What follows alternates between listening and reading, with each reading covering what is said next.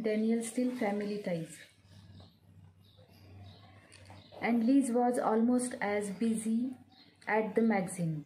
By Christmas, she was finishing up her work for the March issue and already starting on April. She was trying to get everything done before she left for Paris, and she was missing Jean-Louis. He had been especially sweet since his recent trip to New York and was calling her several times a day.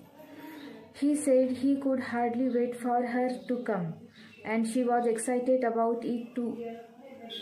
After spending Christmas with the family, Liz was planning to leave the next day, and Jean-Louis promised that he and his son would be waiting for her. She was bringing the boy a beautiful antique train that had been modernized to run on batteries, and a very handsome watch for Jean-Louis. Ted spent every moment he could with Patty before the holidays. The ski trip they had been planning fell through, since her ex-husband was going away himself and wouldn't take the kids. So they going to be stuck in New York. Ted was planning to spend time with them, but he had strong feelings about the propriety of staying at her apartment when her children were there, and Patty agreed, although it was a sacrifice for them. Ted had final exams and got passing grades, although they were noticeably lower than usual, and he was embarrassed when he discovered that Patty had given him an A in her class that he felt he didn't deserve. "Is that because I earned it?" he asked her honestly. "Or because we are having an affair?" "We are not having an affair," she answered quietly. "I am in love with you. But you deserve the grade too." "I am not sure if I believe that." But he would never know, and Patty was always adamant about correcting him when he talked about their affair or their sexual relationship by saying that they were in love. Ted had not yet said the words, and he knew that when he did, the woman he said them to would be in his life forever.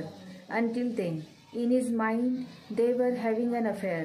Lately, Patty cried whenever he had that to her, and she looked deeply wounded by his words.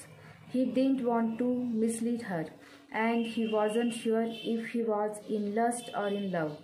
He had hardly talked to Annie and his sister since Thanksgiving.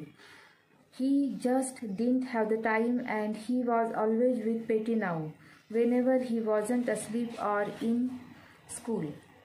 She wanted to know when she was going to meet his family, and Ted had told her gently but firmly that it was too soon. He knew that he cared about Patty, but he hadn't figured out yet what was happening between them, and he knew without a doubt that his aunt and sisters would be extremely shaken up by her age and the fact that she had kids. Ted wasn't ready to face the hurdle of their opinions yet, and Patty was hurt by that too. She said she didn't want to be the secret in his life, and she reminded him just before Christmas that that wasn't fair to her. She wanted to be front and center in his life, not children in a closet, not hidden in a closet. She said she was better than that, and she was extremely upset that he had told her he wouldn't be able to see her on Christmas. He was going to be at home with Annie and his sisters, and there was no way we could invite Patty to come by with her kids. Annie would have had a fit, and he wasn't willing to deal with that yet. Annie had no idea she existed, let alone that she was an older woman with 2 kids. So what am I supposed to do? Patty asked him plaintively when he stopped by on Christmas Eve. She had been crying for the past hour about his leaving her. "What do you expect me to do? Just sit here alone with my kids? What would you normally do if we hadn't met? What did you last year? What did you do last year?